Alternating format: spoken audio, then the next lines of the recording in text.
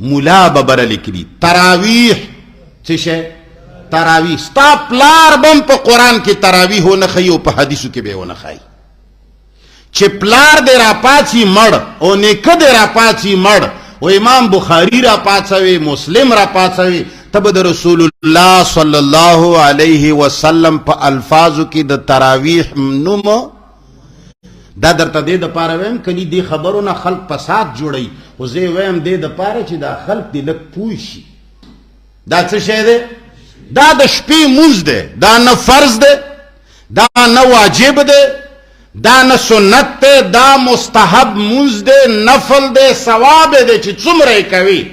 استاد محترم، آج کل جو مفتی منیر شاکر صاحب نے جو بات کہی ہے تراویح کے بارے میں کہ تراویح کا لفظ قرآن اور حدیث میں نہیں ہے، اس کے بارے میں آپ کیا ارشاد فرمائیں گے؟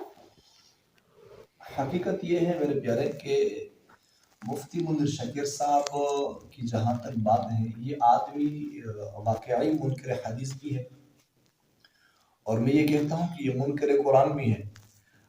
بات یہ ہے کہ یہ آدمی انتہائی گمراہ ہے، بے وقوف ہے.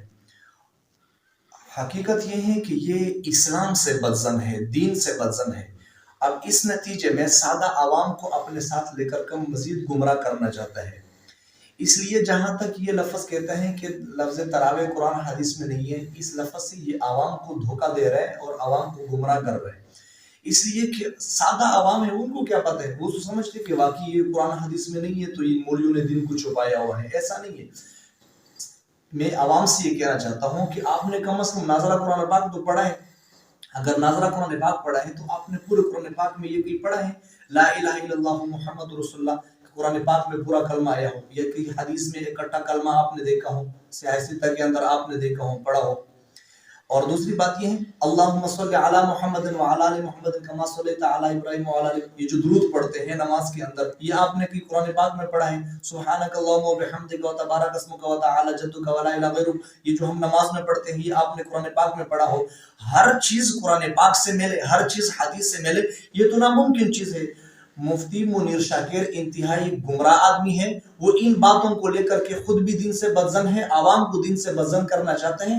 مفتی منیر شاکر ایک فتنہ ہے، نہ ان کے بیانات سننے جائز ہیں، نہ ان کے سننا چاہیے، نہ ان کے راستے پر چلنا چاہیے.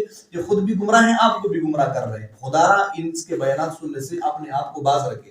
اللہ پاک عمل کے توفیق دے. جزاک اللہ خیر.